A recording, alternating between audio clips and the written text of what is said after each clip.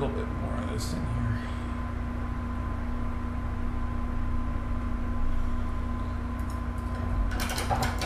Alright, now we're ready for the vegetation underpainting, and it's not going to be what you might think. We're going to mix up a pretty strong batch of red here. So we're taking our raw sienna, our red, a little bit of white there that's left over. Sure, I will take that. More raw sienna. Well, this is going to be pretty strong. More raw sienna.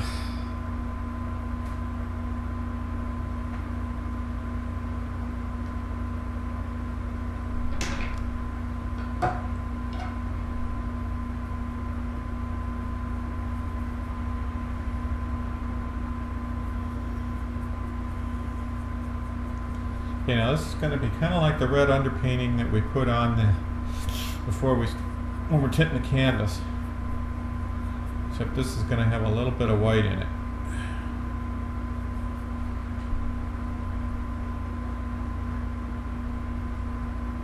Not red enough.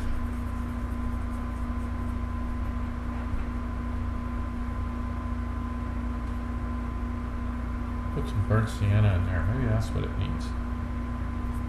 Yeah, that's looking a little richer. We want a nice deep red undercoating here.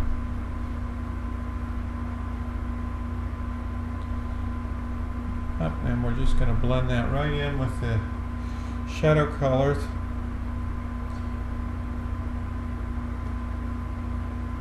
Putting this wherever the green grass will be going.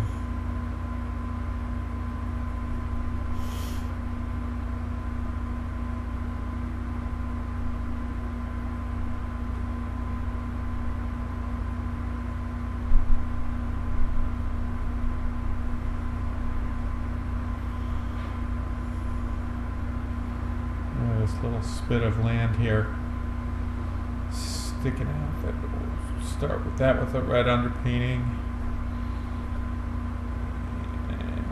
Shore along here. You got to try to just go up to where that real dark blue-brown mixture is, and not pull too much of it into your red.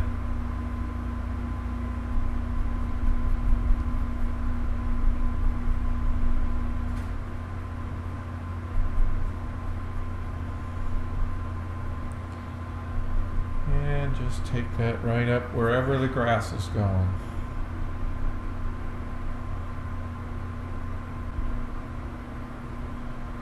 Now we're going to take the white sand beach up to,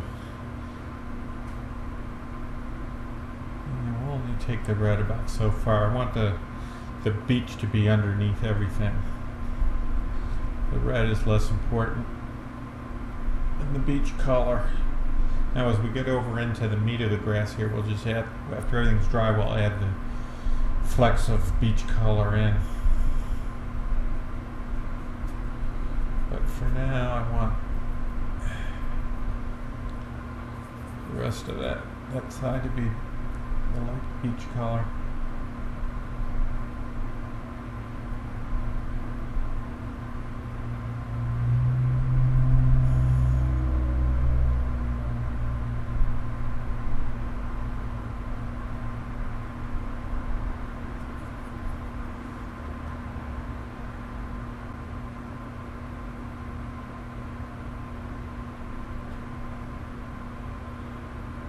This is determining the very edge of my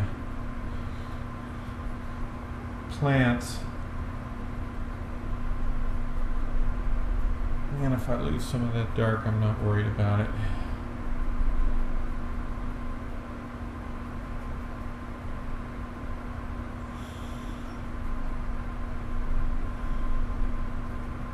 No modeling or anything of lights and darks yet, just getting rid of the canvas underneath, getting our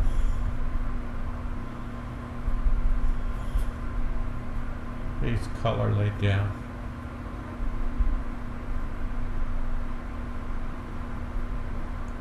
Alright, even that out a little. And then we'll go to our beach color.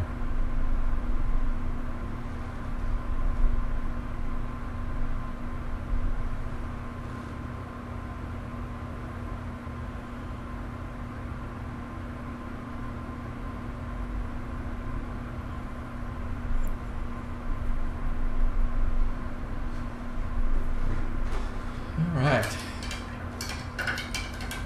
Pretty weird looking, huh? Well, it'll make sense later. Alright.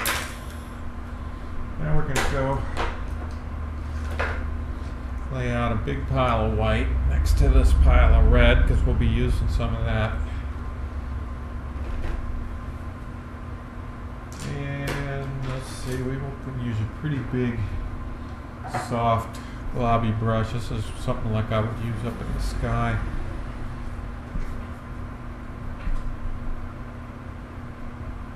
And we'll mix up a pretty lot of it. Pull some of that red over we were using on the plant background.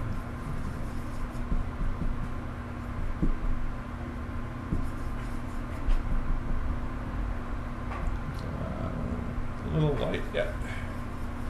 Keep toning that down.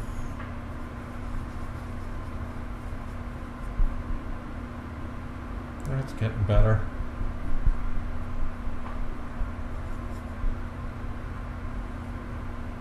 Yeah, like that. Chocolate milk color. This is our beginning beach color. Now we'll just start laying that in right up to our red. Okay, now the beach is kind of has horizontal striations in it, so it gets a little lighter. We could start modeling a little of that in now. And we'll go back to this darker color, band at each.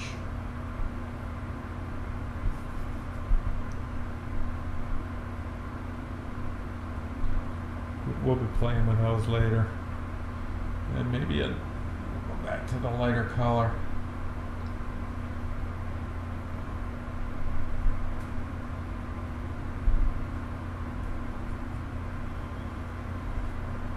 And then as it goes up higher, we'll lighten it a little bit. And I think we'll also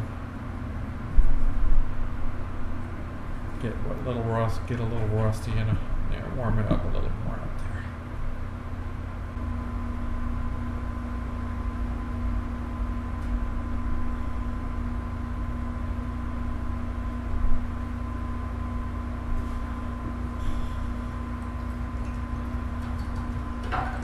Now, the only other thing I want to do while I got this sand color out here, still have a little of that left. I'm going to back to my finer number 3 flat brush and just get a few little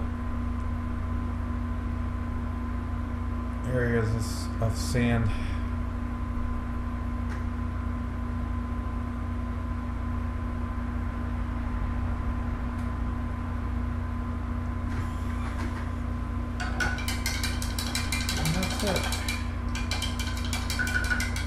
Okay, and now we are looking at about at least 4 or 5 days of drying time. These real dark areas that I put in are at least 2 or 3 days to dry, and red takes a real long time. So we might be looking at 3 or 4 days on this underpainting to dry in here before we can go back into it. But I think that's a good start. Let's take a look at that.